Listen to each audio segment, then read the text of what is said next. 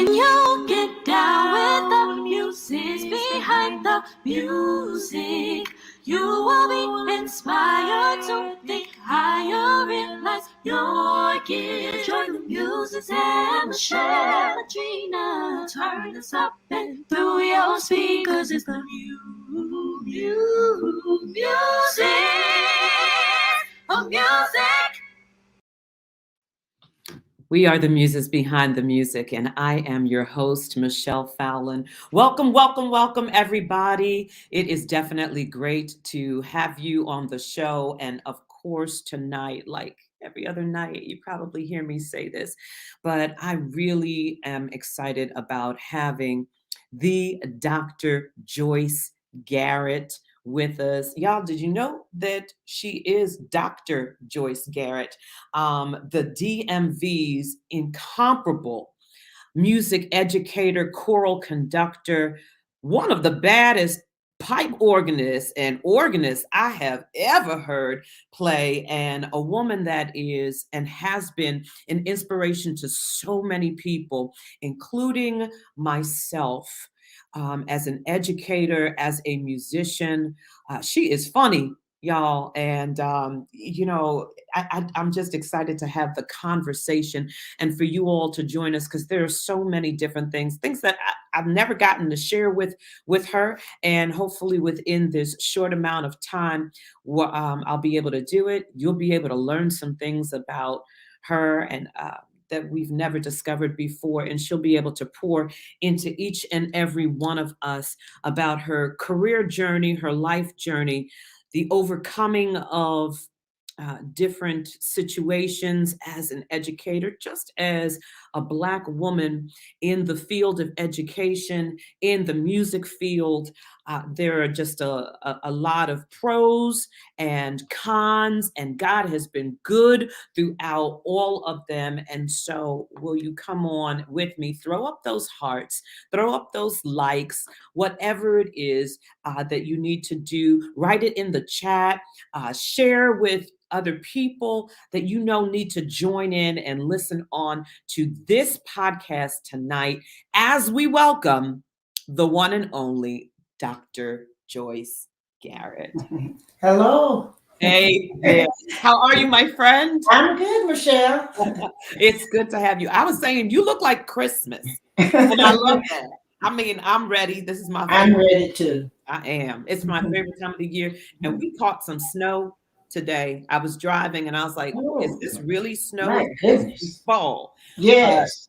It is all good. It is all good. Thank you so much for being able to be on tonight and to share a little bit of your wealth, your knowledge, your experiences, who you are with us all so that we can have the opportunity to draw from you and be encouraged and inspired in the work that we're set out to do. I want to read your bio to folk. Now, I will say this, Joyce, that this is a short bio, right? Yeah. Because you have done some extensive work, and maybe we'll get an opportunity to plug into some of the things tonight. So Joyce is a native of Kinston, North Carolina. Hey, I know somebody who is your friend and my friend too. And she always cheers on the fact, Dr. Nagletha Johnson. Yes, Nagletha, for real. Are from the same hometown. Yes. Educated at Bennett College and later earned your MM degree from Catholic University in the great Washington, D.C. You've been the director of Eastern High School Choir. That's where I heard your name first before I even met you. And every single person when I first came to this area, and I wanted to know, who do I look to as a music educator who is doing this thing and doing it not in so much of the traditional manner? Yeah. And when I say that, you had a program that was just phenomenal, and you reached students in a whole different way. It wasn't traditional, and we'll get to talk a little bit about that. But your name was the only name that they had mentioned that I need to always check out your program. And so, Joyce, you ran that for how many years? I was the Eastern from 72 to 99 when I retired. And then I came back after school and worked with Patrick Lundy for 2 years That's with the right. choir, and then kept kind of going after school a little bit and weaned my way away. Yeah. Was that hard?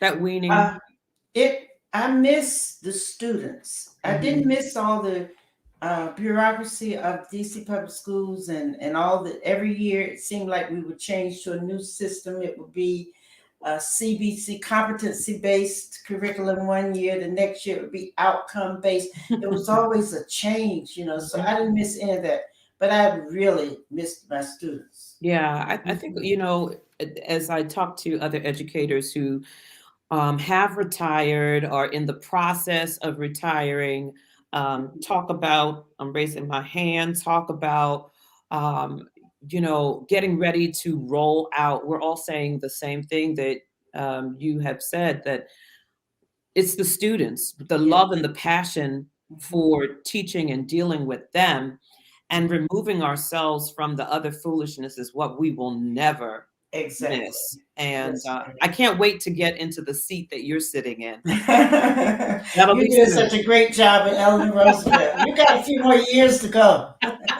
And, just a few, because I need to Yeah. collect those good coins. I know. I That's know. important. That's Yeah. important. So, Joyce Garrett, Dr. Joyce Garrett, has received her honorary doctorate degrees from her alma mater, Bennett College, in Greensboro, West Virginia Wesleyan College, in Buckhannon, West Virginia. During her 30-year teaching career as director of the award-winning Eastern Choir, Garrett founded the Excellence Without Excuses. Do you know I use that Do you? because of So many you? people use it. So Yeah, many people are using yeah. it. I mean that it just coins how we need to, one, pour into young people, Right. and we need to live ourselves. We have to be the example of it, and that Yeah. you are so greatly. Excellence Without Excuses program, a youth intervention after school scholarship program using the vehicle of choral music to teach perseverance, teamwork, self-discipline, high achievement, and college preparation. Mhm. In your school, when you were at Eastern, what was, before you had instituted this program, what Right. was the graduation rate like? I don't remember the graduation rate, but I do remember that the college attendance rate was pretty low. Mhm. So there was no, teenagers like to do the end thing. So it was not the end thing around the students that I was around in the choir to go to college. Right. So that's why one day I just got tired of hearing excuses. They had an excuse for everything. I started noticing that they would never be successful in life because they didn't value the right things. Yeah. They were still kind of um, lax about things that really mattered, Mhm. and they were focusing on things that did not matter. Mm. And I just noticed a lot of things. I noticed. I'm sure you've seen some of this. Some of this. There could be an assembly program, and someone is really outstanding doing what they're doing on the stage, and they would sit back like this, Yeah. would not clap, but let somebody go up there and look just like a fool, and just they would get all thunderous applause. So You're that was right, one right, thing. right.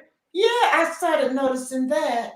I noticed that they didn't seem to be in awe of anything. And I feel Mhm. like it's almost like what you're doing now. You have to have somebody that's done something that you kind of look up to and say, Yes. I think I want to do that, or that person inspires me. They didn't seem to find inspiration from anything. Yeah. And so I figured they're not going to be successful. There was nothing that was awe inspiring to them. They always made everything look like it was not important.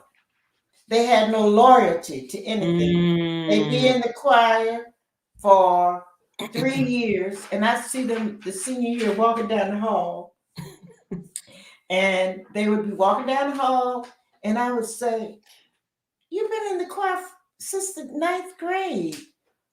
What? Why aren't you in the choir? I just didn't get it this year. It was like they had no sense that anybody would depend on them for anything. The least little obstacle was like they had no will to overcome an Yeah. obstacle. It could be you have one elective, they were in the choir 3 years. I said, why aren't you in the choir? Council didn't put it on my schedule. Just any. Did you go to did you try to get it? They're in a cooking class. They're your maintainer.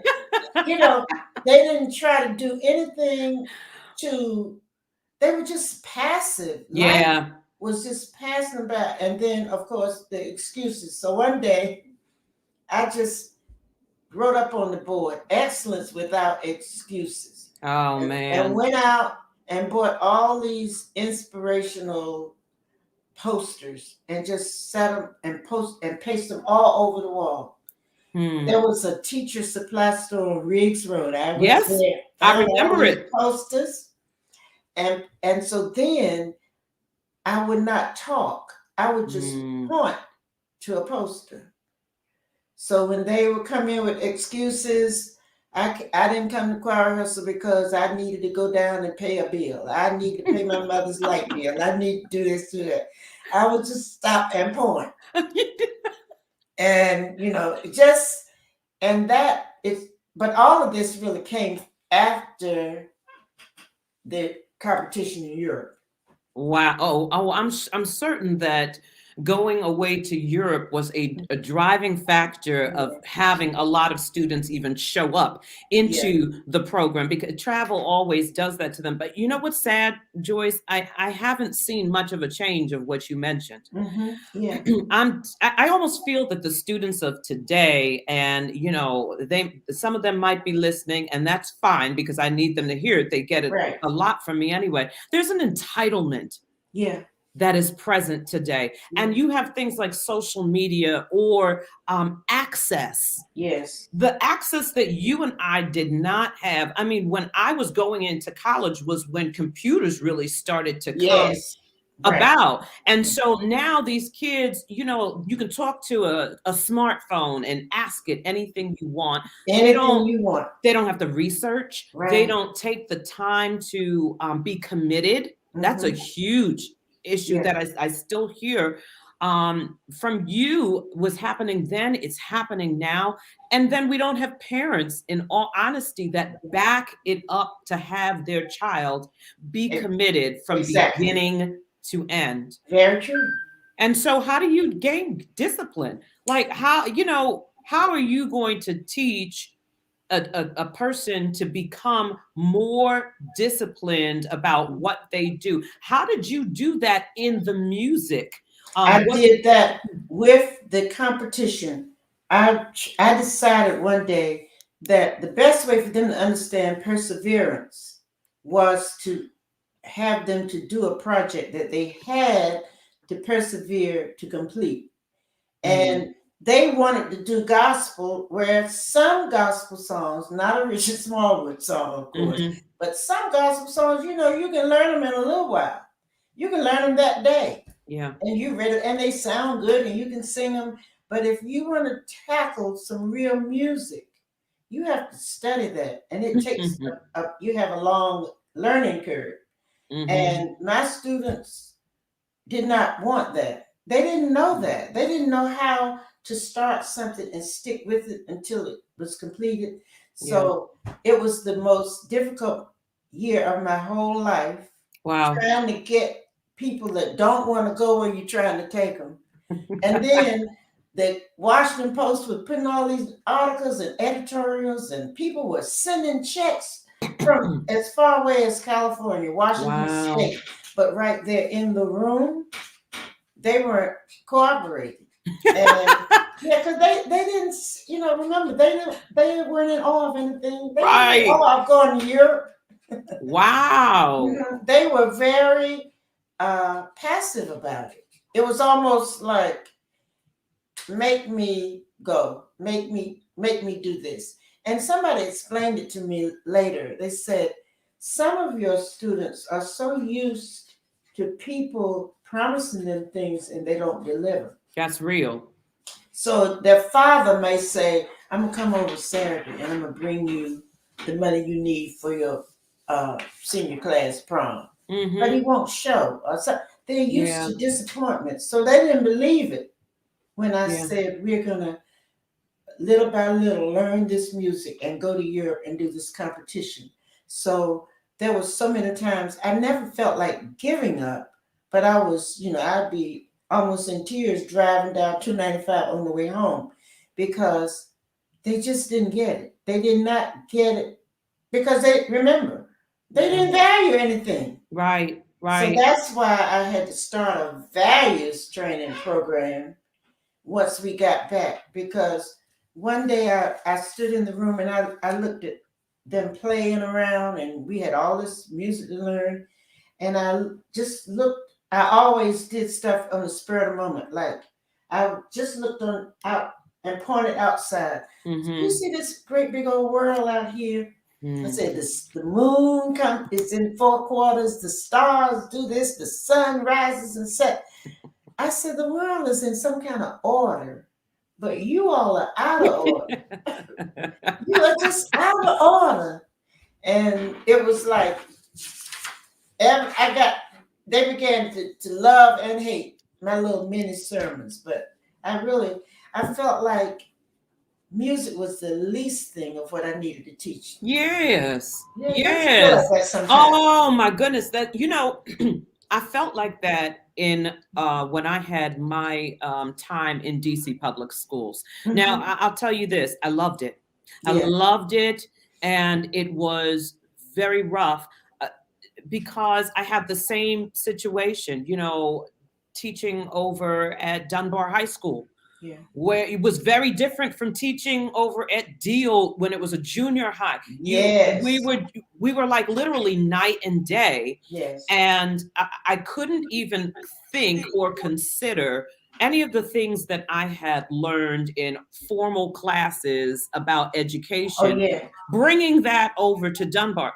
Those Right. kids couldn't comprehend, and I don't No. mean intellectually, I Right. mean experientially Exactly. and emotionally what I Mhm. would be trying to place in that. So Mhm. did you find yourself having to remove yourself from any traditional, whatever Bennett was teaching you, Mhm. had taught you? You said, I can't really go this path. I'm going to have to recreate some things here. Yeah, you Um, know how you do the practice teaching and you do your little write out your lesson plan, right. and even the lesson plans we used to write out in college had the answer that the student would give you. So you ask this, Mhm. and the answer will be this, and then uh, it wasn't like that at all. First of all, you have to get this. You got to get order in there, or you can't ask any questions. So you have to get some kind of control. And I always really wanted to be that kind of teacher that I remember in North Carolina, where everybody would say, now you don't go in Miss Lenhart's room with that foolishness. You always want to be that person. And That's right. you carry yourself in a way to be that person, Absolutely. but it's not sticking. Yeah. With Right. these students, it doesn't stick. It as much as I gave and invested in Eastern, I felt like sometimes, don't you know, Miss Garrett, all Miss Garrett is doing around here, I expect you, can you come in and sit down and be quiet? Something Yeah. simple. But what you're wanting is self-discipline. Yeah. You keep talking. I want you to be able to do this for yourself. Hmm. And it was a long process. Oh, yes, God.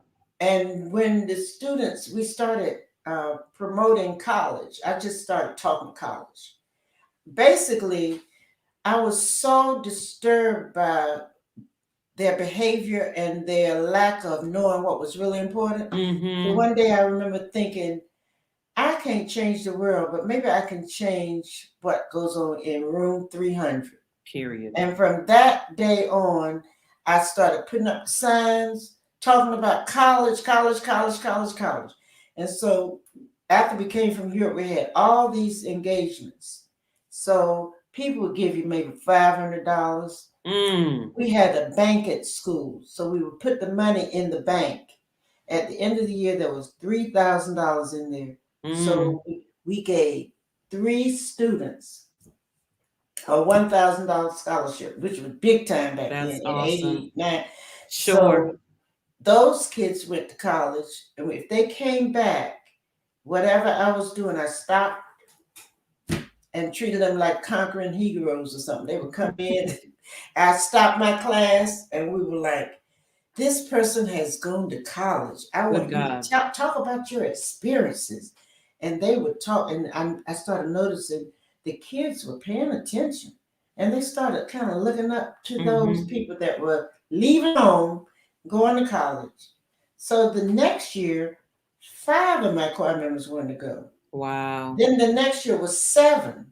It was increasing, but it would have meant we would have had to sing almost every weekend to make the money. Mm-hmm. So that's how I had to form the nonprofit, because Wow. what we started actually catching on, and it caught on because I had to make that the end thing. So to Mm-hmm. me, what I had to do was make teenagers feel like acting intelligent, going to college, making A's and B's, not acting foolish and getting the applause, Mm-hmm. leaving the pack.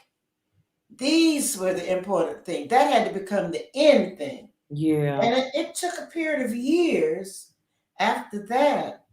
If you came in that choir room and acting crazy and like that other choir used to act, they Mm-hmm. would look at you like you were crazy. Sure That's when enough. I knew that it was working, because I didn't have to say anything. They were doing it. Absolutely. Yes. I'm over here. I just read a comment from Patrick Lundy, who Yes. said, he's grateful for interviewing the Bishop of Music Education. I love it. Patrick told me about you. Oh, That's how I knew yeah. who you were. That's right. That's how I met He you because Patrick said, brought me he to you. said, he said, you have got to meet Michelle Fowler. Oh Oh my gosh, she can play yeah. the piano like you have never heard. You all were in the same class at Howard, right? We were, and that's how I met you because Patrick brought me over to Eastern. Yes. I don't remember to do something or Yes, I another, and I remember. played. That was the very first meeting, and I was like, "Oh, really? I'm gonna get to meet Joyce Garrett. All right, let's go." And I was Yes. nervous. Oh Mhm. my gosh, I never told you that, Joyce. I was Were so you up. were Was I? Well, you know Yes. what? That's how I was. But that's why I know this thing about being in awe is so important. When I came to Washington, Eddie Jackson was directing the DC Youth Career. Yes. And I, as a new teacher, started working with the chorale, like as a section leader. You go and teach the alto. I would be shaking in my boots. I remember we had these big choir days at the Kennedy Center. There'd be a 200 voice elementary choir and a Yes. junior high choir. If I were even turning pages, I would be on that stage at Just Constitution nervous. Hall in awe. I mean, and Yeah. so to me, to start working with teenagers that were totally oblivious Mm-hmm. to what the world could really offer them if they had a set of values, Yeah. that Well, yeah. you had to have these, opposing sides. God had given it to you. Mhm. All the equipment to be able to deal with, the DCYC, and Yeah, then to be able to deal with those who were at Eastern, and then everything else that fell in between, because Lord knows, like when you're working with the church too, you're gonna yeah, get all of those kinds of people. They right, just grown up folk, right, you right, know.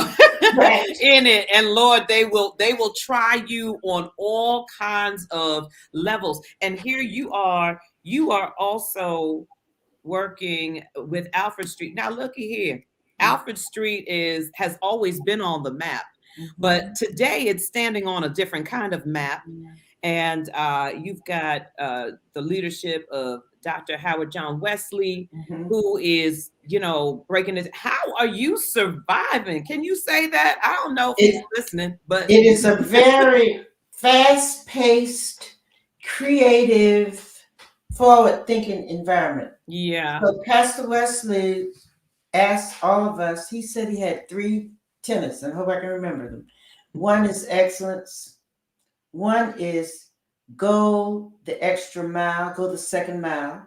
And one is be a water walker. And as a water walker, he means he wants us to take risks. Yeah. He said he'd rather us apologize for something than ask permission all the time. Okay. So just like and then the staff, music and worship arts, I mean, they are just totally self-propelled, creative. I never have to prod anybody to do anything. If anything there, right. I'm like, even this Christmas, we had done some audio for Christmas music that we were going to do a Christmas movie. The movie got pushed back. So I'm thinking, well, we got the music. We'll just plug it in next year when they do it. Lo and behold, some of my staff said, oh, we want to make videos of this music we got now. So it's just a very fast-paced environment. Yeah. Yeah. Oh, you have some great people on staff over there. Theodore Thorpe. Yes. And Melvin Bryant. And, Melvin, Marcus Johnson, Carl Bradbury, so many. And there's nothing better than being able to work with a team of people who that the job is going to get done. It makes your life a heck of a lot easier, I could imagine. Because administratively, I really can't put my mind around all of the things. It almost just seems like it's just growing and growing. I know. For you. And so to be able to take some of that weight off and disseminate it. I have a rock star assistant who is like the coordinator for music worship art. And she is a top-notch organizer just teams, documents, and ways for us to be connected. And I mean, so that has helped me. If I had to do the administrative thing and all the music things and drama and dance, it would be overwhelming. But I need someone like that. I need that in my life. Yes, you do. I do. I really do. And then when you get a good one, oh my goodness. Yeah. Yeah. Never to let go of that. And so I know that you honor her. That's really important. Yes. I wanted to continue on in this bio too, Joyce, because there, I mean, it's really just so awesome. Your choirs from Easter got to do backup for a lot of incredible artists out there, such as Diana Ross and Aretha and Natalie Cole, Bruce Springsteen. What y'all do with them? We sang at the Super Bowl with Bruce Springsteen. What? Let's see, 2009, the 43rd Super Bowl. I was in the J.W. Marriott looking down at Obama and Michelle as they got out of the car, walking in the inauguration day, and the telephone rang, my cell phone. I went in the hall, and it was Bruce Springsteen's road manager. He said they had heard us sing on the Lincoln Memorial inauguration gala, that big concert for President Obama, the day before the inauguration. And he asked if I could bring like 30 or 40 voice choir to Tampa for the Super Bowl. Wow. And I said yes. My whole career, and I know you've done this too. When people give me these challenges, I always say yes. I hang up telephone, scratch my head, and figure out how to do it. Because you got to figure out how to do it. I don't say no because I'm afraid of the challenge. I'll always say yes. And then I hang up. I figured out how to do it. So I immediately, I couldn't believe it, and we had the most wonderful time. They paid for us to go to Tampa. We left on Monday and went to stayed in Orlando. Went to Tampa 2 days for the rehearsals, and then went back to Tampa on that Sunday for the Super Bowl. Which was one of your, that was memorable. What Yeah. else just like sticks out into your mind? Like this Mhm. was a great event. I would say when Aretha Franklin and Diana Ross would call my house, and I pick up the telephone, and they say, "That's what I said. Hello, this is Aretha." And so for those, I'm very cool and calm and collected on the phone, and then scream when I hang up the phone.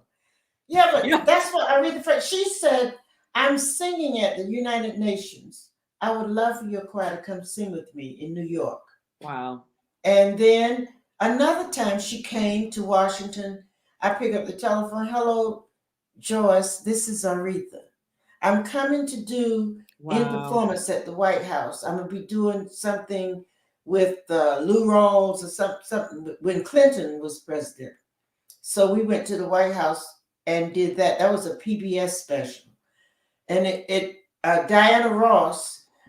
That was really, I mean, Diana Ross calls me whenever she comes to DC and needs a choir. We sang with her last in 2019, I think it was, at the Kennedy Center. Wow. So she doesn't have anybody to call for her. She'll call herself and That say what she wants. Don't you love it? I'm trying to get to that level. I'm trying to get there. And so, whatever. And what's amazing to me is were you trying? I feel like you weren't. That No, I wasn't a was part of what you were not. doing. That's what I'm No, I'm thinking. not ever trying to do Yeah. anything. But it's the work that you've done. Like, to me, it's like dominoes. That's why excellence is so important. And you Oh yeah. understand this Oh yeah. because every time you do one thing, somebody sees that and invites you to do the next thing. Yes. So then you do that. And each thing may have more and more importance. So Mhm. eventually you get a call like that because your work that it'll be like, "I'm going to Washington. I need some singers." Oh, ask that lady, that Joyce, because Yeah. she did singers the last time we did something. Yeah. So Yeah. that's how it's been. Yeah, I don't know if I would have been on the phone properly if Aretha called me and been like, "This is Aretha." I've been like, "Oh, come on, y'all, I stop know. playing." I I know. wouldn't have Wait, it says that stop playing. Look, for real. Like, who is this? Who's doing this? How awesome that But is. I'm gonna tell you, all of this came from the competition. The hardest thing I ever did. Wow. So the competition in Europe led to every one of the dominoes falling, and they're still falling. I mean, that was 30 years ago.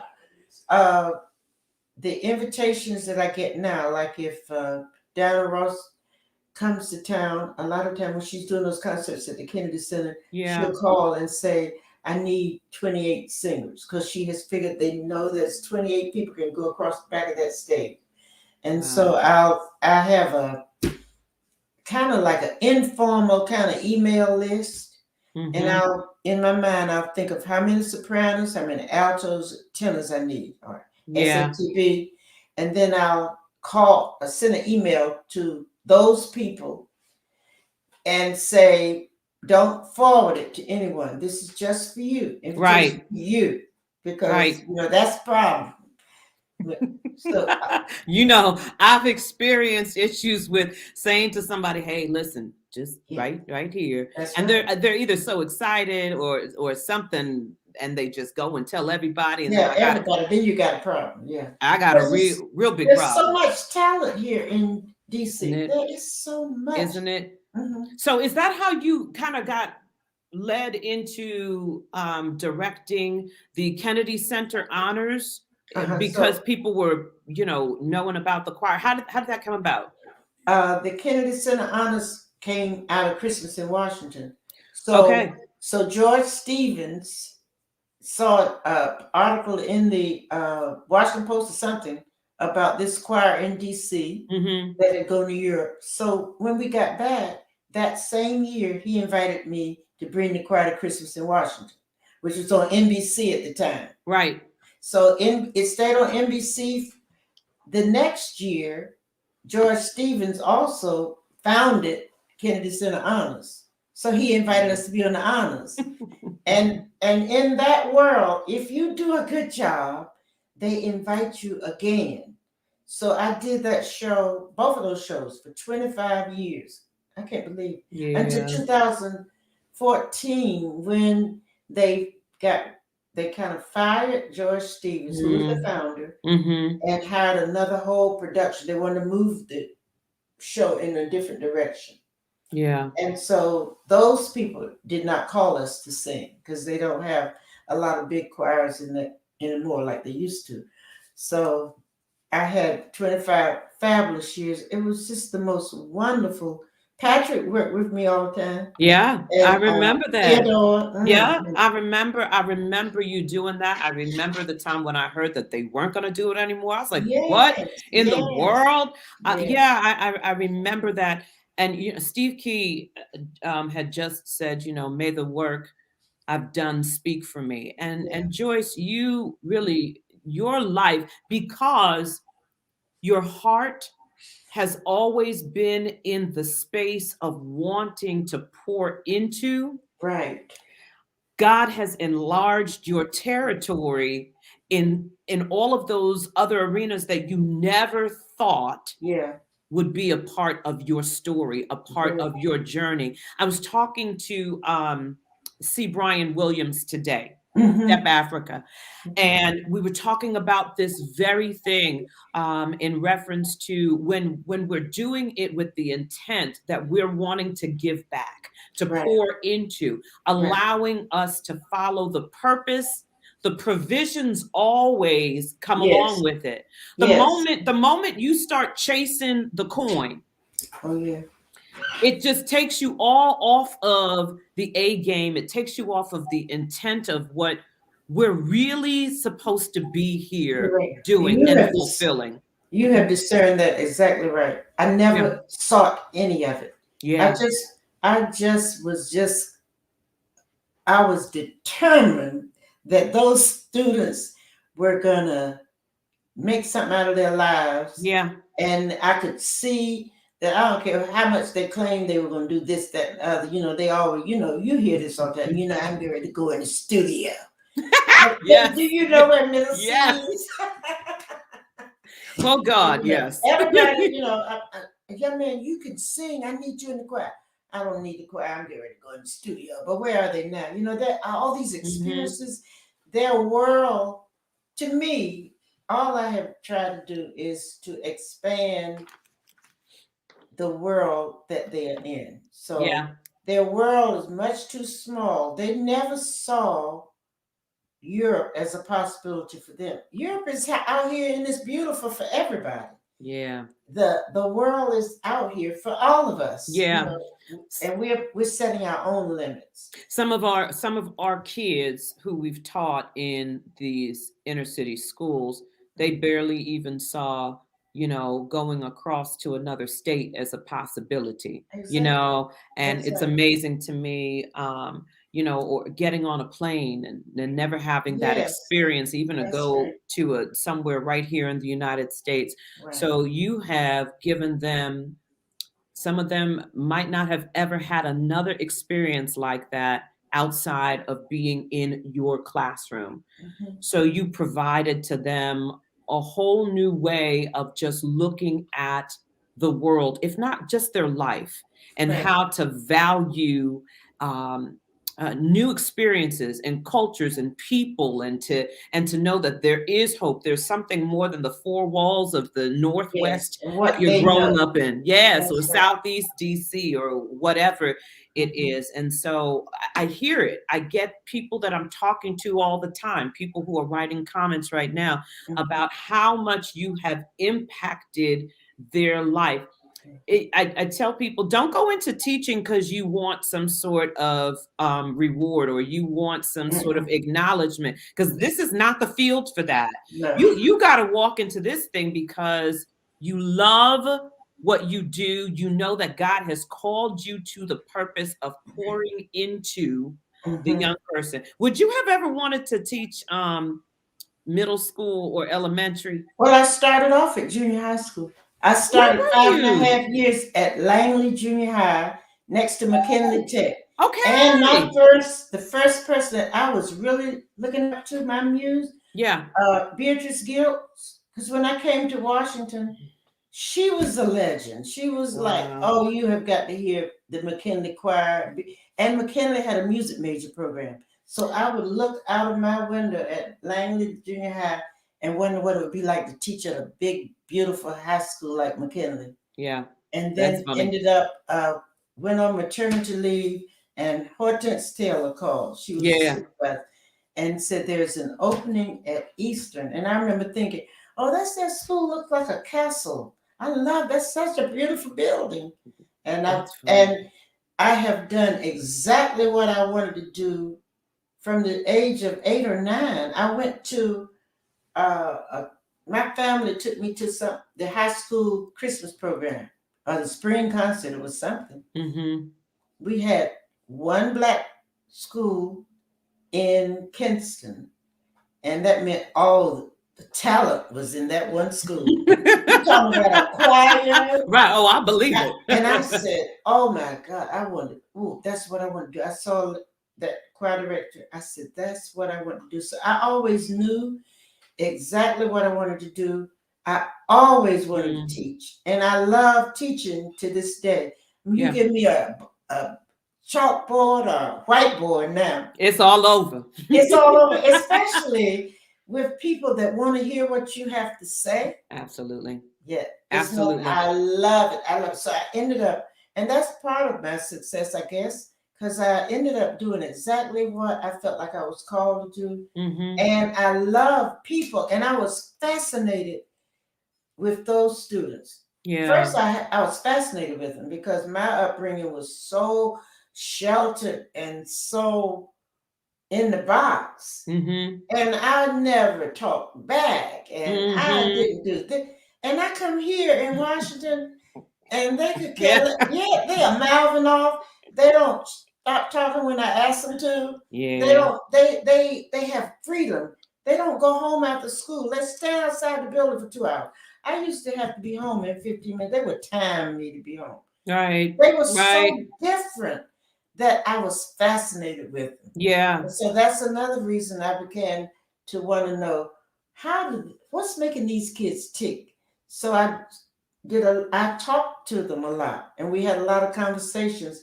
And you can have, and Michelle, all this is not new to you. You can have one conversation, and the next day they're calling you mom. Yeah. You know, Oh, yeah. Yes. they were calling me Ma and Ma. And so I realized that I was fulfilling some kind of need Yes. or role or something that they were missing. Yes. And I just kind of went along with it and enjoyed it. Hey, I tell you. loved my students. I loved them. You know what? I love all of my students. I Mhm. really do. But there was something so special about teaching the kids in DC. Yeah. That connection, Yeah. Joyce, when you spoke it, I still am in contact with them today. And Yes. when they write me saying, "Hey, Mom, how you That's doing, exactly Mom? right. I'm That's right. thinking about you." And yes, they were real. Yeah. They were just real. And I Yeah. was attracted to the same thing because I didn't have that upbringing that they Yeah. were going through. And Right. so I'm hearing you talk and I'm feeling like I'm hearing myself speak Yeah. because I thought those very same things. Like, I Mhm. want to understand where they're at and Yeah, how because they're I had never in my family. You didn't talk to adults and say anything. You right. didn't tell them your deepest woes and deepest feelings. Amen. Right. These students were telling me everything. Everything. They were telling me so many stories that I would keep a straight face, but on the inside, I was thinking, my goodness, what? I would keep a straight face. But the Yeah. stories that they would tell, the abuse, Yeah. the rapes, the Yeah. this, the that, Yeah. the incest, just Hmm. everything. Yeah. And I began to feel like they needed a Joyce, Amen. and like when I left Eastern, that's what I felt. I felt like, oh my God, because I'm like all the students over there now that need somebody like me. And I hope there Amen. is somebody that's filling the void. I'm Yeah. sure there is, but that's what I Absolutely. missed. Because Yeah. they need it. They need it. Yeah. They need it. And no matter where they go, I think I'm such a proponent of trying to get people to realize that although they're younger than us, they're human Mhm. beings. And Right. sometimes their experiences trump our age and Yeah. what we've gone I mean, because they have endured some things that Yes, they I have. have never set eyes on. It's never even popped up in thought. I Right. thank God for that. And for whatever reason, I almost feel like I'm ill-equipped Yeah. when they come and they share these They things with share me. everything. They really It's do. heavy. Yes, It's very it heavy, but is. you were called to that Mhm. space. Did you all have like a particular song? I know with Children of the Gospel, Yeah. the kids always want to, and the audience at times are always expecting us nowadays to sing Why Do We Sing? Was there a Yes. song Yes. that you all were Mhm. known for? Yes. Uh, in the 80s, it was We Are the World. But Evelyn Currington did this amazing arrangement of a song called There's a Dream with Your Yes, Name God. on It. Yes, And she God. paired that with The Impossible Dream. And so I always program things as if I'm in the audience. What do I want to see? So I love it when different people come up and each one can out sing the next. Yeah, yeah, And yeah, you're just sitting there, oh man, what else do they have? Who else they got? yeah. And that's what I did for that song. Almost every two lines was another soloist stepping out, and each one was getting more powerful than the other. And it would just wear people out. And by the end of, there would be this thunderous applause. But the Yep. biggest thing, the song had a meaning to them Hmm. because every time they sang it, I wanted them to realize there is a dream out there with your name on it. And Yeah. nothing is going to keep you from getting it. Yeah, yeah. No, I got goosebumps, Joyce, in saying that. I tell you, I Mhm. I stole that right from you because when I heard y'all Isn't sing it, that a great one? woo Yes. wee! Yes. Thank You got you, to teach it to your choir. thank you, Evelyn, for doing that. We've Yes. actually done it. COTG has done it. We've done Oh, it at Roosevelt for graduation back in like perfect for graduation. 2015, twenty Perfect. fourteen. It was, listen, Yeah. it was just so powerful. Yeah, it Just a is. powerful piece. It's one of those songs like Richard Smallwood's song "Happy Birthday, Richard," like his total praise. That if Yes. you carry that with youth Yes. Oh, to yes. sing, Yeah. it will go all over the world. Right. It will Yeah. Yeah. never get old. Ever, No. ever, ever. So how did you get linked with Washington Performing Arts and Children of the Gospel? Because you did a long stint Yeah, of, because Evelyn and I think we did the first Children of the Gospel in 1993. yes. And I don't know whether Tom Tyler was on that one or not. Those were some wonderful years. Oh my goodness. The choir, Eric Terrain, Yes. the founder's passion carried it a long way. Mhm. And so we'd have about 200 teenagers.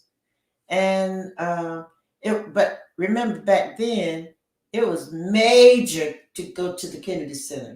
Now the kids may feel like, oh, but then for a black choir to be singing at the Kennedy Center, there were very few black performers there Sure. in the early 90s. So I was invited to direct along with Evelyn and one other person. And we enjoyed it so much. And then they started having this summer music programs. Mhm. And it was at Shallow, I think, when I would work with that. And the best part of it was that apple cobbler from just catering, you know, remember? we, the teachers would be going, Right. like, is it time for lunch? Listen, ooh, that stuff was Wasn't that good. good? We used to beat the kids down there because they would have a full meal Right. at 12, between 12 and 1. But we loved those. Oh, that was good. Oh no, it was good. The breakfast, the lunch that they used to. Yes, Oh my, yes. they spoiled us rotten to the core. I tell you, that's when I first saw you though. Mhm. Back in the '90s when you were. It must have been around '95, and I Okay, was just coming in to check it out, okay. and you were directing, and Tommy was Yes. directing too, and I Mhm. remember sitting in the pew in the bench in Shiloh, and I said to myself, one of these days I'm going to, yeah. I'm going to direct this group. Yes. I And didn't they, I honestly didn't know. I didn't know. I felt it. I spoke it. yes. God had already ordained it to be so. Yeah, I believe it because when you step on the stage with those stilettos and turn around and direct that choir, it's all over. Oh, yeah. Hey, I'll tell you something. Mr. Theodore Thorpe, he tries to outdo me with his jackets. Oh, He comes yes. with it.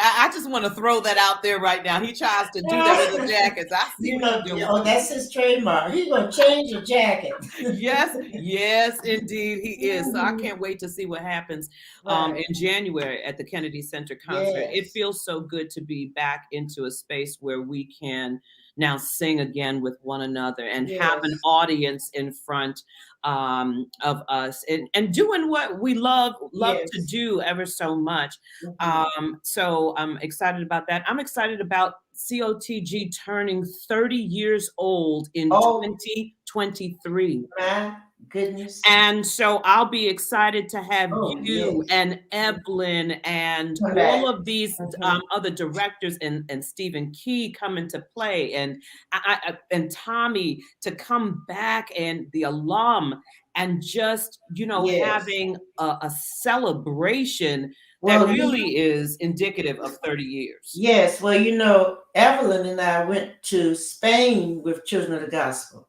No, I We didn't went know for that. the opening of the Guggenheim Museum in Bilbao, Spain.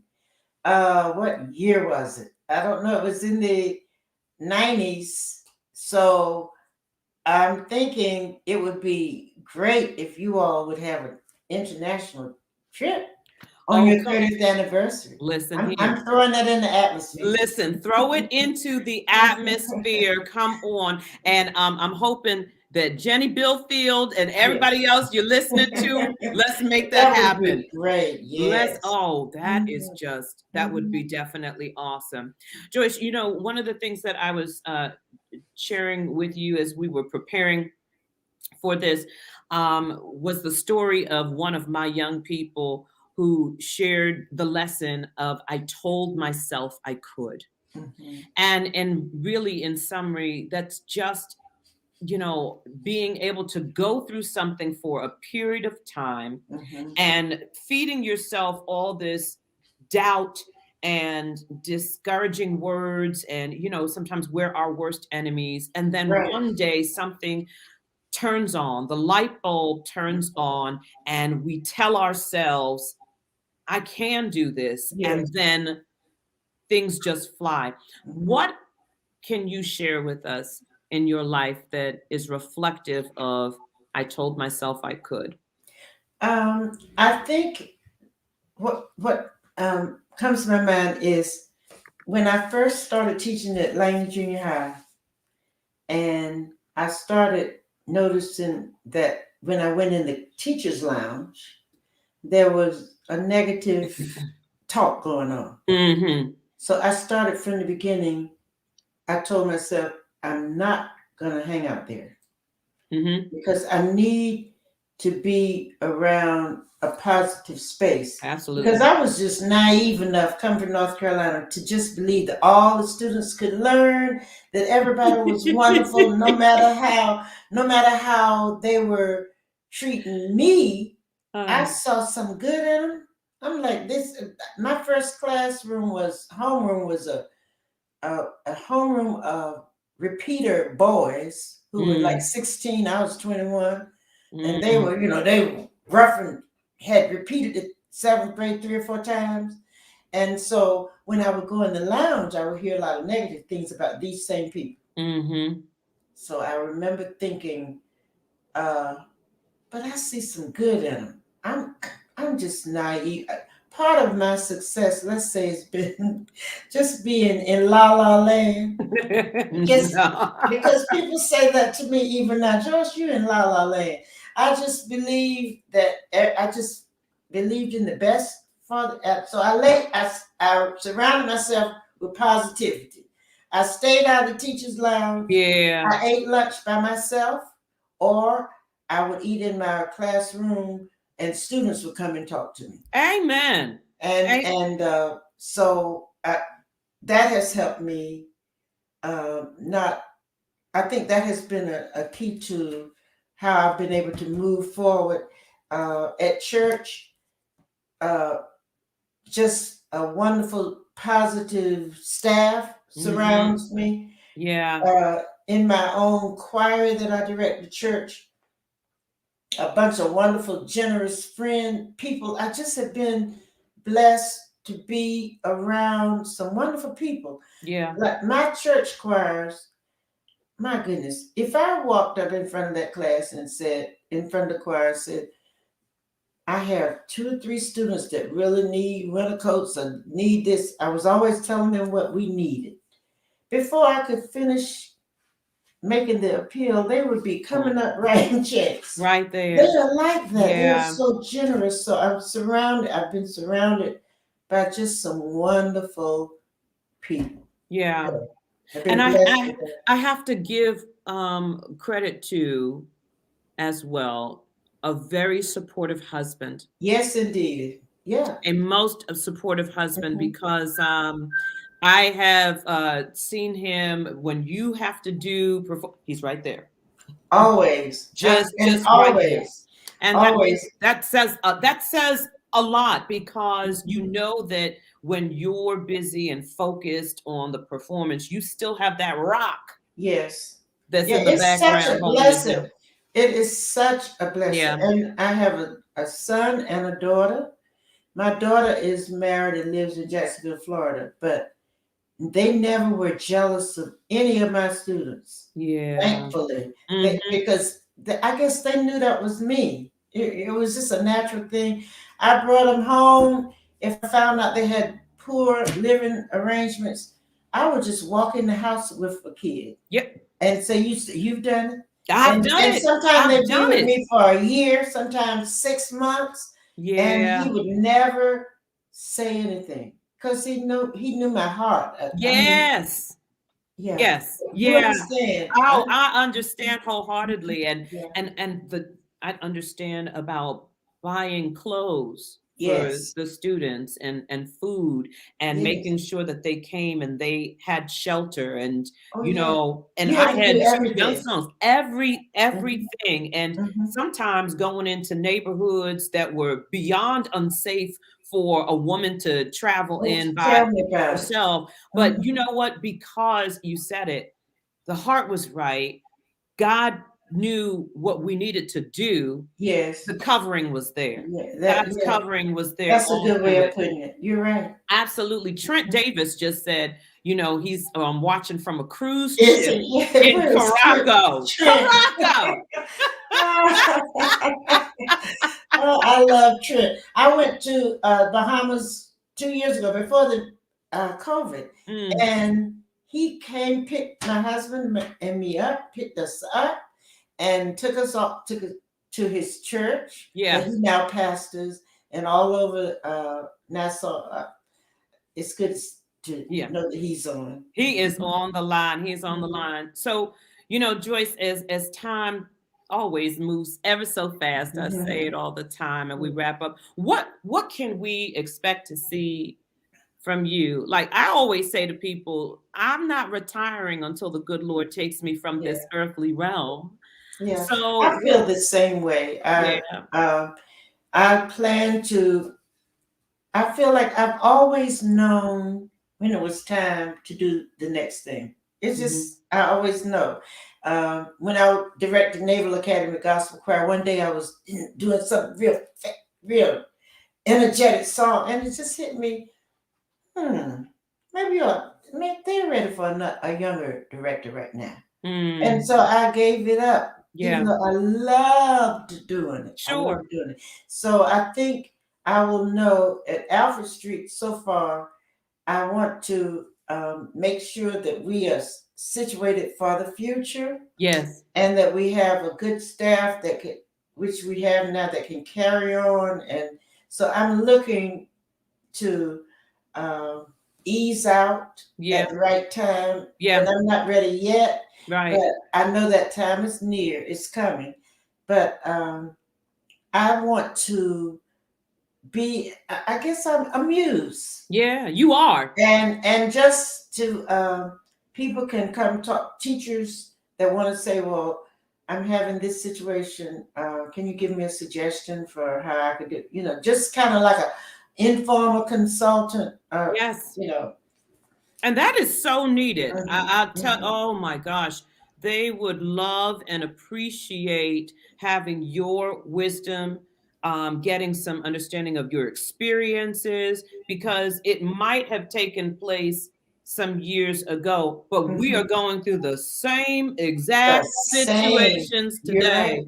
You're right. And yeah, if you did that, oh my gosh, I might have to start sending your number, Joyce. If you get a lot of calls, it's because Yeah, well, I sent your number. Tedrick Tedrick Bonds is the director of the Eastern Choir now. Oh, So I I'm didn't in know that. contact with him. Yes, I went over one time. He's been very generous. I've been over to his choir rehearsal, Yeah. worked with his kids for a while. So I stay in contact with them. And so there are people that call me from time to time. Can you come do this? Can you come do that? So Yeah. I'm available. When you are experienced doing something, you like to share it, especially when you're passionate about it. Yeah. Well, I'm passionate about education. I'm passionate about church music. I'm Yes. passionate about young people. Young Yeah. people just trying to. All you want to do is get them started That's it. with some That's kind of it. momentum, and Yes. then they can go for themselves. That's You it. just need to get them started. That's it. Just plant the seed. Plant a seed. Plant the seed. Put a little fertilizer on it. That's right. And it's up Let to the them. It's up to you. It really is. It Mhm. really is. And I know that they will always forever feel the love and the support from you, because you did that for them at that time, and they They can don't rely forget on it. it. No, they'll never forget They it. don't They'll never forget it. forget it. Mhm. Joyce Garrett, I thank you so very much. I I've really enjoyed it do. so much. Michelle, I I look up to you. Oh, what? Yes, indeed. Wow. Yes, indeed. I appreciate that. I Mhm. do. Thank you. But you are a muse of mine and will continue to be. And I'm looking forward to us going out to dinner and lunch again. Okay, let's do We that. need to make I sure look that forward we to do it. that, right? All right. Everybody, this is Joyce Garrett, Dr. Mhm. Joyce Garrett, who has joined us today on The Muses Behind the Music. Love, like, share, spread the word. Go on ahead. If you missed it, you can watch it again. It will be right here on YouTube and Facebook. And until we see one another the next go round, peace and blessings to all. Goodbye. Good Bye. night. Good night.